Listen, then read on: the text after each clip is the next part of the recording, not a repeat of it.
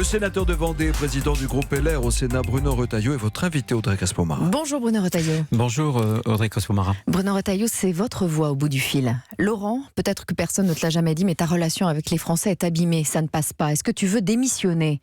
Bruno Retailleau ne mâche pas ses mots au téléphone, écrit le Figaro. Il en est hors de question, lui rétorque Laurent Wauquiez. C'est fidèle à la nature de votre échange d'hier matin ?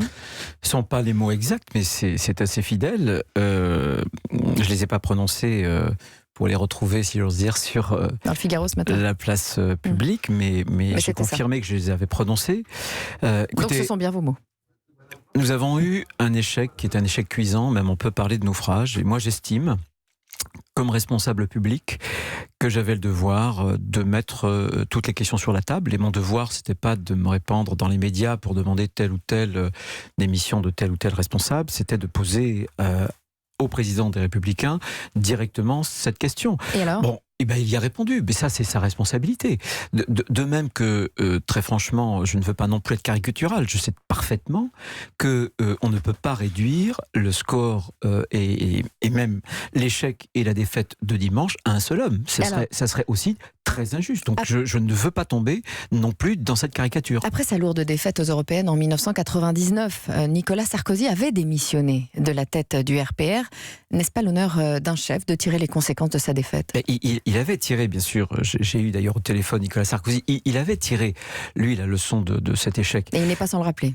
En ce moment. Non, mais qu'il le rappelle, c'est un fait qui est un fait historique. Simplement, encore une fois, à échec exceptionnel, mesure exceptionnelle. Parce que sinon, nous disparaîtrons.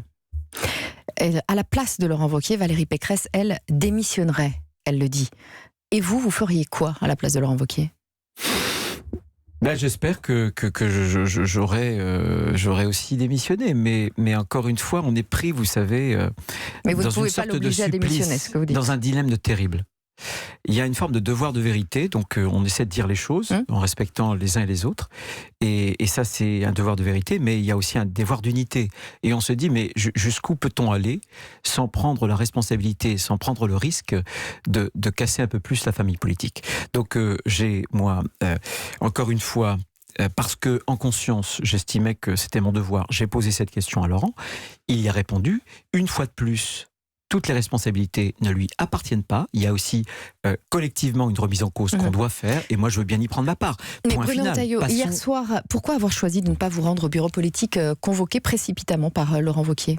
Pour deux raisons. D'abord, il y avait le texte au Sénat sur Notre-Dame de Paris qui me tenait à cœur. J'ai un certain nombre de choses à dire que j'ai pu dire, mais pour une deuxième raison qui est aussi essentielle, c'est que moi j'estimais que après cet échec, il fallait prendre le temps d'une réflexion, ne pas se précipiter, aller vite peut-être, mais sans précipitation, préparer un vrai bureau politique pour prendre des vraies décisions. Voilà, j'estimais que ce bureau politique convoqué en quelques heures était trop précipité et pas suffisamment préparé, parce que l'instant est suffisamment grave pour qu'on puisse prendre aussi du recul, analyser les choses. Pour comprendre les raisons de l'échec des Républicains, Laurent Wauquiez veut organiser des états généraux à la rentrée. À la rentrée. Ça veut dire bonnes vacances et on se reparle de tout ça en septembre ? Non mais évidemment, alors pourquoi pas les états généraux ? Moi je trouve que c'est une proposition qui est somme toute insuffisante, en tout cas elle est très modeste. Pourquoi ? Parce que en septembre, on sera en pleine campagne municipale. C'est-à-dire que les maires constitueront leur liste. Et donc ce sera trop tard ? Je pense que ce sera tard. Je pense franchement que ce sera tard. C'est la raison pour laquelle moi j'ai appelé Gérard Larcher à prendre une initiative. Parce qu'on ne peut pas attendre le mois de septembre. C'est tout de suite, ce sera trop tard. Donc je souhaite, moi, que Gérard Larcher puisse prendre une responsabilité, puisque les prochaines échéances, pour nous, ce sont des échéances territoriales. Quelle est la grande voix des territoires aujourd'hui en France ? C'est le Sénat, qui est l'Assemblée des territoires de France. Et Gérard Larcher incarne cette voix territoriale.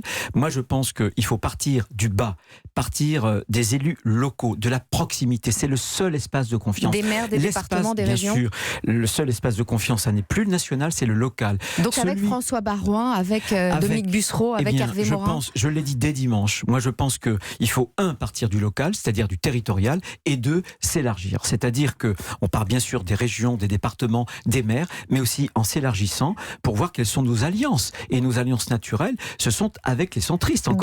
rassembler à partir des territoires, restons sur cette idée déjà. Pourquoi ? Ça va prendre quelle forme et à partir de quand ? Rassembler avec les territoires, c'est une évidence parce que moi j'ai gagné la région des Pays de la Loire.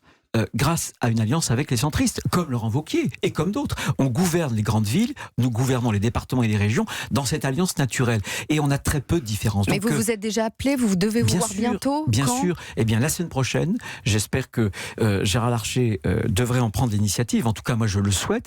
Mais s'il en prend l'initiative dès ce matin, il faut qu'on se voit dès la semaine prochaine. On se met autour d'une table de droite, bien sûr, et au centre, avec les représentants des régions, des départements et puis des communes de France. Et puis on travaille. Au centre, l'UDI ne voulait pas d'alliance aux dernières élections. Là. Donc il faut récupérer l'UDI, il faut récupérer les centristes. Avec Hervé Morin, que je voudrais saluer, mais il faut aussi bien sûr élargir à l'UDI, parce que sinon, si on veut rester que dans un entre-soi, on terminera dans une cabine téléphonique. Et c'est, pour Emmanuel Macron, une assurance vie. Voilà, c'est-à-dire qu'on se condamne à perpétuité à être dans l'opposition, mais en réalité à disparaître. Ces alliances-là, elles sont nécessaires. Mais ça ne veut pas dire qu'il faut abdiquer sur nos convictions. Mais si Laurent Wauquiez s'oppose à cette initiative dont vous nous parlez, de rassemblement avec Gérard Larcher, avec les territoires... Mais il peut pas s'y opposer. C'est pas une initiative qui est une initiative concurrente. Simplement, il y a LR, et il y a un processus donc, avec des états généraux à la rentrée. Moi, je dis simplement que la rentrée, c'est dans plusieurs mois, et surtout qu'on va tomber en plein dans les municipales. Donc il faut l'anticiper. Donc vous ne laissez pas le choix à Laurent Wauquiez, vous entreprenez cette initiative. Mais parce que toutes les initiatives sont bienvenues. Encore une fois, elle est parfaitement complémentaire. Je suis certain qu'il le comprendra. Et on a un enjeu, parce que si on loupe la marche des municipales, c'est terminé. Donc on les prépare dès maintenant. On les prépare dans une forme, si j'ose dire, de rassemblement, d'élargissement. Bruno Retailleau, au sein du parti, les prises de position de François-Xavier Bellamy sur l'avortement, sur le sort de Vincent Lambert ont été très critiquées. Hier soir, au bureau politique, François-Xavier Bellamy a demandé pardon. Oui, alors je n'étais pas au bureau politique, mais j'ai lu qu'il avait demandé pardon. Moi, je mets ça sur le compte de la déception, parce que le choc dimanche, évidemment... Il a fait perdre des voix moins tradies à la liste LR. Justement, moi, j'avais été lui, je n'aurais pas demandé pardon, parce que pour demander pardon, il faut commettre des fautes. Et ce n'était pas des fautes. Or, c'est trop facile. Moi, j'entends certains dans ma famille politique qui cherchent effectivement ce bouc émissaire, mais ils oublient que nous étions tous rassemblés. Et les mêmes qui critiquent aujourd'hui, je les voyais applaudir, s'enthousiasmer dans des salles qui étaient combles. Il a été le candidat de la bienveillance. Il a aussi essayé d'apporter un peu de hauteur, de fraîcheur à la vie politique et de donner du sens. On est dans une société déboussolée, donnant un peu de sens. Simplement, moi j'ai toujours dit que la droite, elle est plurielle, elle est diverse. Et justement, autour de Gérard Larcher... Ce n'est pas que le parti des catholiques. Mais c'est pas ça du tout, franchement. C'est une caricature absolue, évidemment, et c'est bien mal le connaître. Mais encore une fois, la droite, elle est diverse. Ou on le refuse, on se divise, ou on l'accepte, on l'assume, et on s'organise. C'est le sens, je crois, de l'appel et de l'initiative de Gérard Larcher. J'espère. Bruno Retailleau, vous avez perdu plus de la moitié de vos électeurs depuis les dernières élections de 2014, les européennes. Ils sont partis chez Macron ou chez Le Pen ? Chez les deux. Ils sont partis à peu près à 30% chez Macron et à 20% chez Le Pen. 1 million d'un côté, à peu près 700 000 de l'autre, suivant certaines...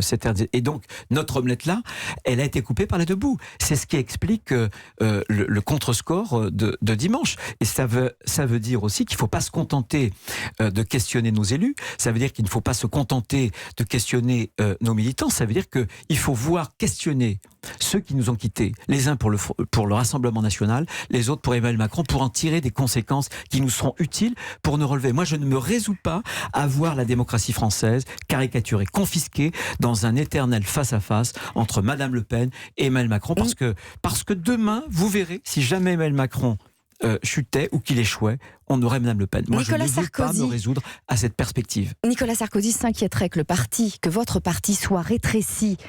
Il s'inquiéterait pour le parti. Vous le confirmez ? Vous échangez avec lui ?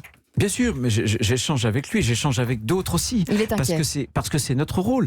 Je pense qu'il a toujours eu le souci. D'ailleurs, la grande victoire de 2007, c'était une victoire à la fois de rassemblement, d'élargissement, mais aussi sur des idées. Et quand la droite est forte, aujourd'hui. Mais la leçon, finalement, de Nicolas Sarkozy en 2007 et puis même en 2012, c'est quand la droite est forte, qu'elle est totalement rassemblée dans un élargissement qui va jusqu'au centre. Eh bien, le Front National, il est faible, tout simplement. Et Nicolas Sarkozy est inquiet autant que vous. ce matin? Eh bien, c'est pas à moi de le dire. Je ne suis pas, vous le savez bien, son porte-parole. Merci Bruno Retailleau. Bruno Retailleau, sénateur de Vendée et président du groupe Les Républicains au Sénat. C'était l'interview politique avec Audrey Crespo-Mara.